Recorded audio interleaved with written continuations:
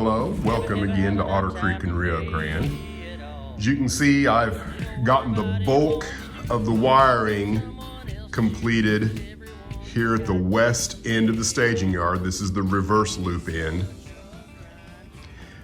And I'm dangerously close to being finished with everything in the staging yard.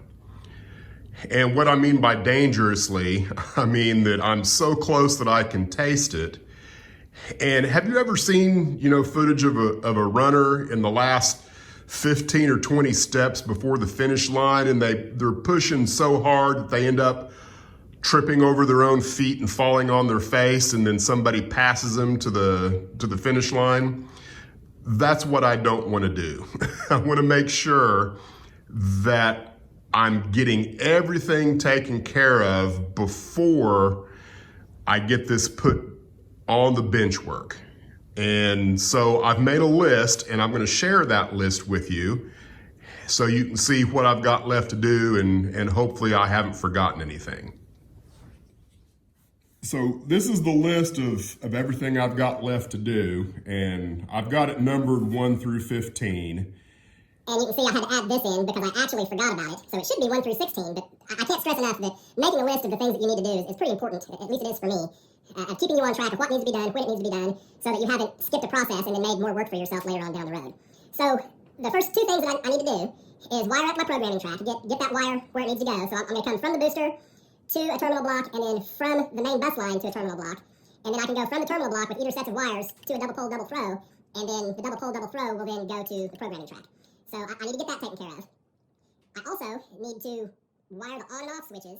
I need to make all of the labels. I've got a label maker, and what I want to do here is solidify exactly what everything's going to be labeled on the bottom side of the staging yard, so that at some point when I'm underneath it on my skateboard, crawling around trying to do something with a screwdriver, and if I drop the screwdriver, reach for it, and throw myself off of the skateboard, spill my beer, at least I will know exactly what it is I'm looking for underneath the layout, and it will be well documented what it is I'm dealing with. And then down here at 13, this is the big step here. This is what I'm trying to make sure I'm being very careful that I get everything taken care of before here. I need to bribe a friend with a beer or two, because I've decided, through risk analysis, that trying to move the west end of my staging yard back onto the bench work, there's a high potential of a back injury and possibly damage to the actual tortoises and whatnot. So I'm going to need somebody to help me put it back on the bench work. So I've got to figure out who I can bribe with a beer or two and have them help me with that, because I don't think the wife is stout enough to do it. I'm going to have to get somebody other than the wife. And then 14, I need to finish laying the rest of the yard tracks that will go in between the east end and the west end, and the programming track. I think I've got enough track right now to get all of that done, with the exception of connecting the programming track further up, because I do want to drive on programming track. I won't be able to do that, but I can get at least probably 9 foot of the programming track laid down. All right, so here's what I've got going for the programming track.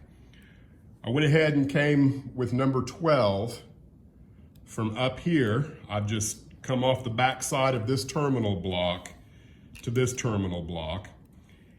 And then I've come from the power booster with this, which this is number 18, this is number 12. And I think that number 18 will be fine because this is the programming track. I'm not sure how often I will actually use just the programming track. To this point, very rarely have I ever used that particular mode of programming. Generally, I program on the main, which, will be using the actual bus here. But I want the capability to be able to program through the programming track. I think the advantage there is you can actually read the CVs, through Decoder Pro. You can actually see what the value of the CV is before you mess with it. Got a double pole, double throw switch here. And I haven't decided exactly where I want this. I think what I'm gonna do right now, before I put it back in on the bench work, is I'm just gonna create something here where this will literally hang down and I can reach underneath and flip it back and forth as needed. Because it's nothing I'm gonna use all the time. I think most of the time it will be a drive on, drive off, and do something through program on the main mode. And so I won't be using this switch a lot. So I'm not looking to put this in a panel anywhere. I just want to make it to where it's pretty easy to reach just by reaching underneath the fascia and flopping the switch wherever I need it. So here's the terminal that is going to take the programming track wire. It'll come from underneath, or actually on top, to the underneath. And this will be the programming track wire that then follows this bus line down to where the double pole, double throw switch will be for the programming track. All right, so I've got some black and yellow wire routed to my stall motor drivers. I've got a stall motor driver here, and both of these are connected to this tower LCC here. And what I've done, this I think they call this a snap track. This is what you can put your LCC nodes in, a pretty handy thing. I just drilled a hole through the plastic to where I can feed those wires through. And then I've got the wires coming this way. And I don't know if I mentioned it, but everywhere where my wires cross these red lines, that's where my joists are gonna be and where my risers will come off of. Is I try and make sure that I'm crossing in the same place where everything else is crossing. So I've got room for, I might be able to put 3 joists here and three risers here and 1 riser on that end, or maybe even 2 risers, depending on how the mood strikes me and what I think I need. So those wires are going off this way. I'll take you down there and show you what I got going on. These are the adapters for the 2 stall motor drivers down at the west end of staging. And this is one of those things that, my limited knowledge of electronics, I just wasn't sure about. These are 12 volt, 1 amp DC adapters. And I'm not 100% sure how many total amps both of those stall motor drivers might pull per line or per the whole unit. If say 6, 7, or 8 of those tortoises were to all fire at the same time, is it possible that I could pull more than 1 amp out of these adapters? So I thought, just to be on the safe side of things, I would use 1 adapter for each of the stall motor drivers. I thought that would be the safest way to do it. And, of course, the only downside to that is you end up with twice as much wiring, and I might not have needed to do that, but it's going to be fine. I feel comfortable that will work. Now, I haven't added any power to it yet, primarily because I haven't gone in and configured any of the adapter boards. Right now, every one of those adapter boards as they sit on the tortoise is designed to be line 1 in whatever board that they're associated with. So I need to go in and make sure I get everything labeled. I know which tortoise is which and where it's at on the underneath side, and get that labeled so that I've got the correct line coming from the stall motor driver going to the tortoise that it's associated with. And I want to do that before I put any power to it, just in case there's some strange things going on there. I've got the wire routed for the on-off switches for my engine tracks. So I've come from this terminal block where my highline tower is, and I've just snuck another wire in underneath the screws here. Come here into this terminal block where that will provide a bus through the on-off switches, and then they'll come out back into this terminal block, which then comes over here to the actual terminal block going to the tracks themselves. So now all I need to do is start working on the panel to finish up this part of it, which that will take place later. Right now, I'm getting ready to go work on the block detection back down here. I've got the block detection board all wired up, and you can see I'm going out to the CT coils here. And then I've got this, which is block 8, ready to go to the other end of the layout where the block will be for block 8, which is the approach to the staging yard. So all that seems to be pretty good at the moment. Now I haven't done anything inside the node at all. I'm just making sure everything's wired up good. And I've got a little issue down on the other end. Let me show you it. So what I've got going on here is, by all appearances, this stall motor driver board has a dead short in it. And I'm guessing it's at the plug. I really have no way of knowing. I can't get any power through this board at all to the tortoises. I'm having no problems here. And if I unhook the power here, then I don't, there's no issues. And I guess what I need to do is I need to swap this board out for that board and see what's going on. Because with this board, you can see I've got lights on all of these tortoises, which should be normal. But I've got no power coming through on any of these tortoises at all.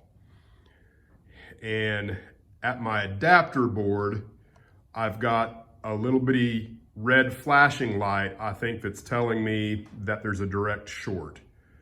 So next step is to go ahead and swap these two boards out and see if this board works on this power source. I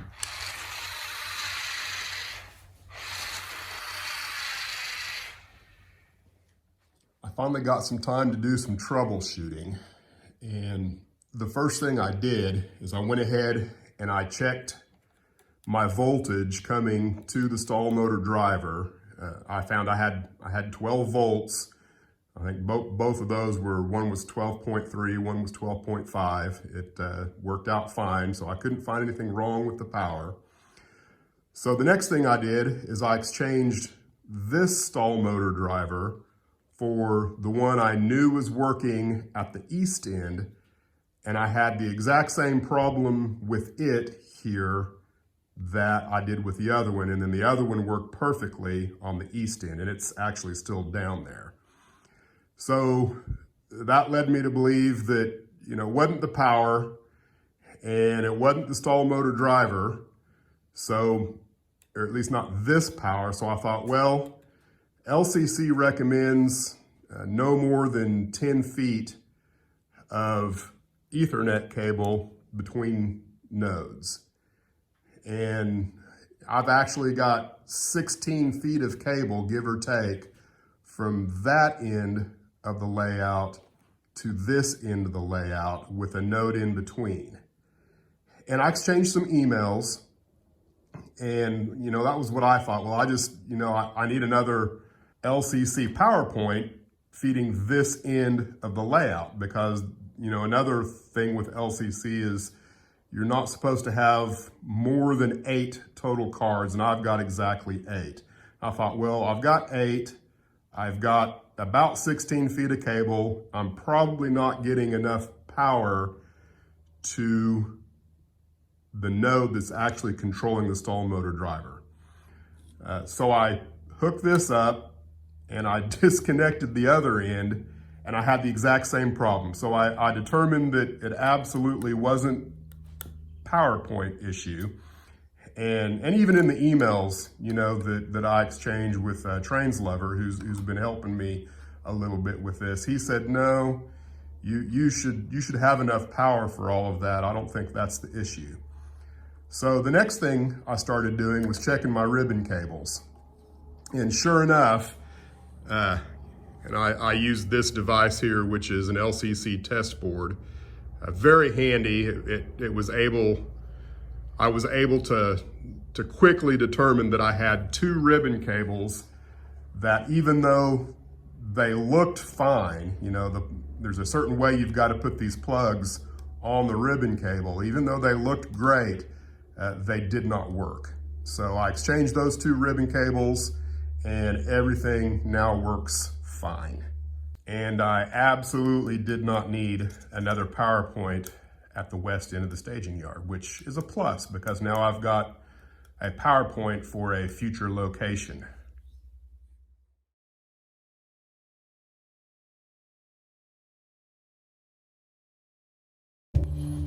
So that takes care of all of the wiring for the entire staging yard, with the exception of the reverse loop. And as of right now, I'm in a state of indecision. I've learned through correspondence with Dick Bronson of RR Circuits that the LCC and RR Circuits specifically has a device that, and I believe it's a relay board too. It's not actually on their website yet, if I understand right. But this relay board can change the entire polarity of my entire yard with the throwing of the throat switch. So, if you throw the throat switch one way, the polarity changes to the entire yard, and then if it goes back the other way, it changes the other direction. And the advantage to that for me would be, as I've mentioned before, I always want my trains to come through counterclockwise so that I always have the option of backing into the storage yard. So I would always like my locomotives to be facing this way if at all possible, which probably isn't that big of a deal. If I do it with the PSX AR, every other time you come through, you would be facing the direction you want. But by default, you would end up coming through clockwise once, coming around and counterclockwise the other time, because you're always gonna leave this turnout thrown the opposite direction you would want the next time you come in. I hope that makes sense. So long story short, I'm still considering how I'm gonna do that. And with LCC, it's gonna be a combination of, I believe, if I understand right, block detection and what this turnout here does, 6 echo. And so I kind of understand big picture, but I'm gonna have to do a little more research, have a little more correspondence with Dick and maybe a few other LCC smart people to find out, am I gonna have to add more inputs and outputs that I don't have right now, because I'm pretty much completely full. I think I've got one input output left in this tower LCC, and I might have another one left on the west end. I can't remember exactly off the top of my head, but I don't want to have to buy, another 8 inputs just for one input. And so there's kind of a value judgment on me is how badly do I want my trains to always go through counterclockwise, or am I cool with them being counterclockwise every other time they come through?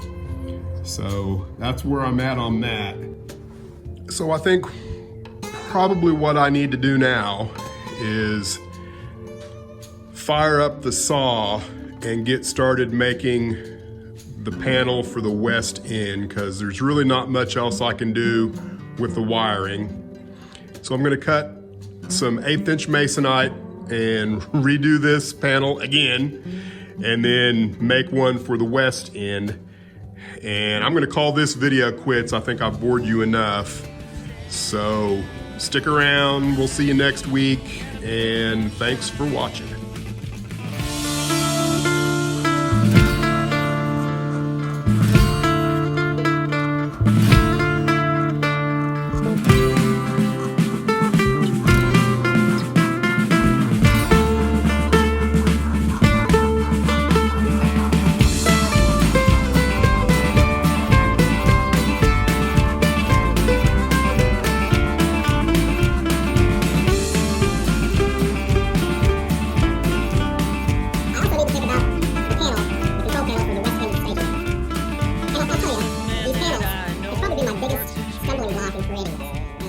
Time-consuming thought process, what needs to go into them, where they need to be, how do I get the wires to them, those kind of things.